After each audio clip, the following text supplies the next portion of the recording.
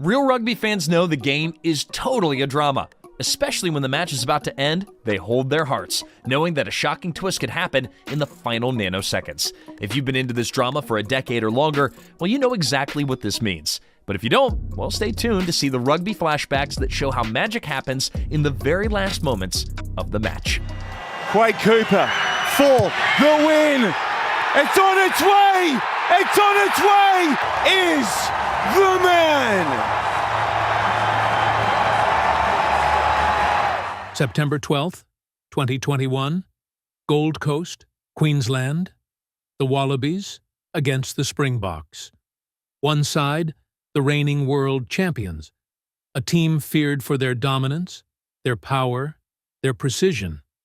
The other, a Wallabies outfit searching for belief, searching for identity. But what no one could have predicted was that this night would be remembered for one man and one kick that changed everything. The match begins, from the first whistle, the Springboks stuck to their trademark plan: physical domination. The mauls, the scrums, the bombs in the air. This was South African rugby at its most relentless, but Australia looked sharp.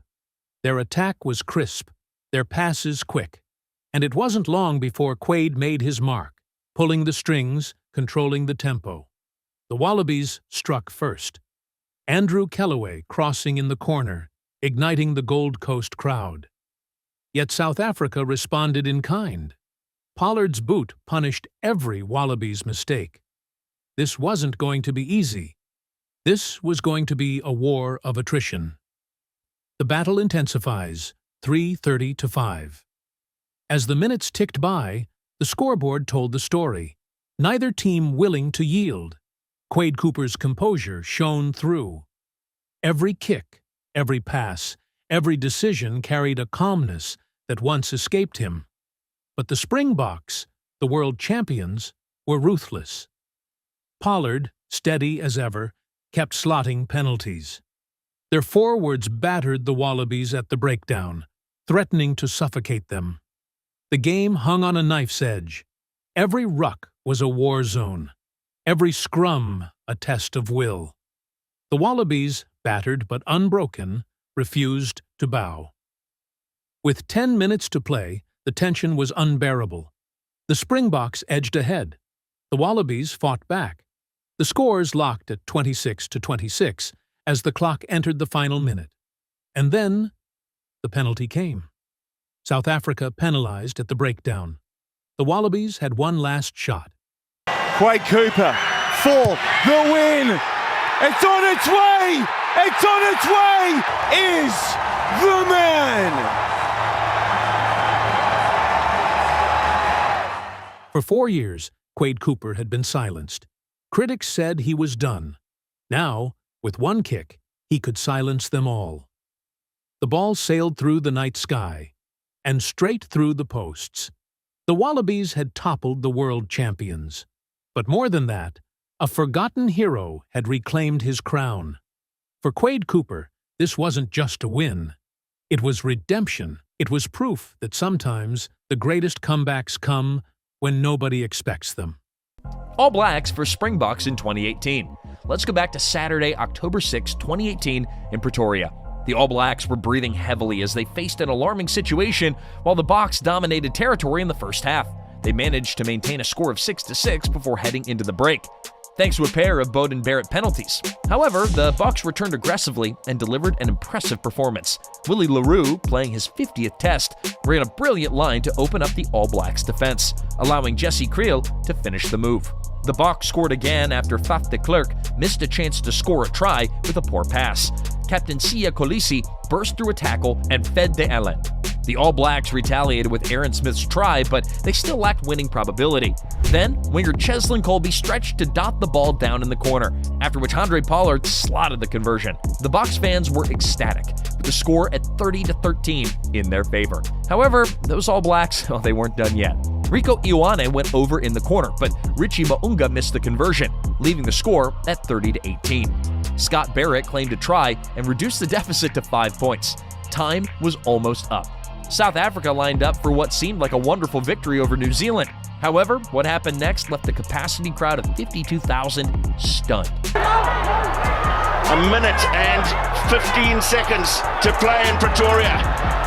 Ioane waits out wide. The All Blacks celebrate. They have the try. They will have a kick. New Zealand trailed for almost 79 minutes, but shockingly secured a 32-30 victory over South Africa, breaking the hearts of Boks fans who had already prepared for celebration. On the other side, All Blacks fans were saying, "What a stunning comeback." Captain Siya Kolisi said, "It was really good at times. Now we're going to learn from this and go back and look at what we need to do next time. But I'm proud of the way that the team is growing." All Blacks versus Springboks in 2014. Let's go back now to Saturday, October 4th of 2014, when something unexpected happened. This time, the All Blacks faced a shocking defeat against the Springboks. 55 meters out to take the lead for South Africa. What drama.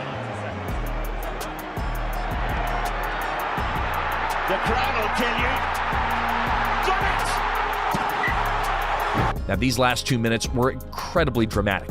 As you can see, Patrick Lambi made a remarkable penalty kick, and South Africa secured a 27-25 victory over New Zealand at Ellis Park in Johannesburg. The Springboks led by 11 points early in the second half. However, extended pressure allowed replacement hooker Dane Coles to score in the corner, giving the world champions a 1-point lead. Little did they know that the All Blacks would pay a heavy price for Liam Messam's mistake. He was penalized for a high tackle on Schalk Burger, resulting in a penalty in the 78th minute. Following the unexpected turn of events, Lambi had the opportunity to shine by kicking from 52 meters to defeat the world's top rugby team. This moment allowed Lambi to give his team a lead that influenced the All Blacks' reputation after 18 matches since the start of the 4-team rugby championship 2 years prior. Conversely, this dramatic ending changed the status of the opposing team. South African coach Heineke Meyer said, "All credit to Pat. It was an unbelievable kick under huge pressure. I've been involved in rugby for 30 years and I always wondered what it felt like to beat the All Blacks." New Zealand coach Steve Hansen remarked, "I have no problem with referee Wayne Barnes giving the penalty. I don't think there was intention to hit him high, but he did. It was a great game of rugby and it could have gone either way, but my heart tells me the Boks deserved it today." Blues versus Hurricanes in 2012. The next magical moment on the list happened on Friday, March 23rd of 2012 at Eden Park in Auckland. The Blues were under pressure as this match would determine whether they were contenders or pretenders.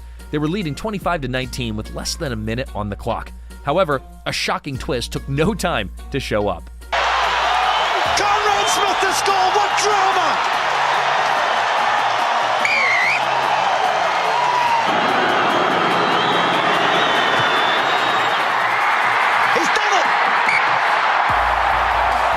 In the very last minute, the Blues broke all expectations of their fans, who had been cheering for them through the entire match.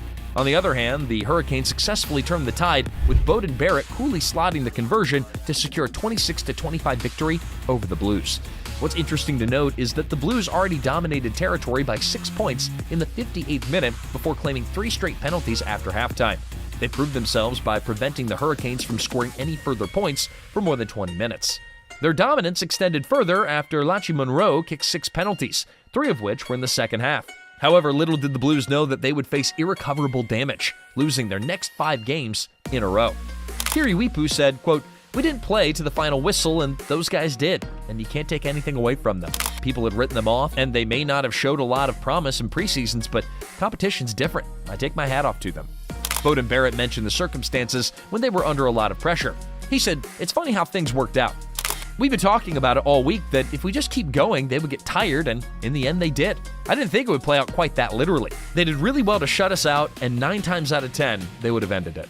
Red Roses versus Wallabies in 2003. Now it's time to go back even further to Saturday, November 22nd in 2003 in Sydney. The starting hour of the game suggested that the Red Roses would fall short again at the final hurdle. A sensational crossfield kick from fly half Stephen Larkham allowed winger Lot Tekiri to sprint and tower over Jason Robinson to score the first try for the Wallabies. In response, England heavily punished Australia and silenced the crowd of 82,957, along with an estimated 22 to 30 million television viewers. Fly half Johnny Wilkinson put the team into a 6-5 lead by kicking 2 penalties in the 11th and 12th minutes, adding a third in the 28th minute to extend their lead to 9-5. Robinson then scored a fantastic try 2 minutes before the break, further extending their advantage. However, Little did they know that a shocking turn was about to unfold. Wallabies fly half Elton Flatley claimed 3 second-half penalties to level the score at 14-all, meaning both teams would head into extra time. Wilkinson and Flatley exchanged penalties as the score remained locked at 17-17. Yet Johnny Wilkinson was destined to end the match in the most dramatic circumstances following Steve Thompson's line-out throw. Australia come back. Here it is for Johnny. Has he done it? He sure has. Seconds remaining, and that surely is the stairway to rugby heaven. The way England secured that 20-17 victory over the Wallabies in the last seconds of the match will never be forgotten, especially by England fans. I mean, they had to be thinking, what a match, what a finale. On the 10th anniversary of England's World Cup triumph, Wilkinson shared his feelings during those last moments when he was grappling with extreme pressure. He said, "It felt like a surreal, dreamlike situation. I had to keep asking, is this really happening?" Now, while Wilkinson's thrilling response is expected, there's a darker secret associated with this match. If you already know it, feel free to share it in the comments, and if you're new to the channel, hit that subscribe button so you won't miss any exciting rugby news that we reveal here. So the dark secret is related to Steve Thompson's life. Thompson, once England's most capped hooker, claimed that he didn't remember being part of the 2003 World Cup win. This is shocking from a player who successfully defeated Australia with that infamous extra-time goal from Wilkinson. As Thompson unwrapped the box containing his 2003 World Cup medal, MBE, and event photographs, he felt embarrassed. How could he have such golden memories washed away like that? Well, Thompson regretted to tell the team that he was diagnosed with early-onset dementia, which he believed was caused by repeated blows to his head during his rugby career. He said, quote, "I have no recollection of winning the World Cup in 2003 or of being in Australia for the tournament. Knowing what I know now, I wish that I never turned professional." But there's so much more to explore about this dark secret, and if you want a detailed video on this topic, be sure to let us know in the comments below.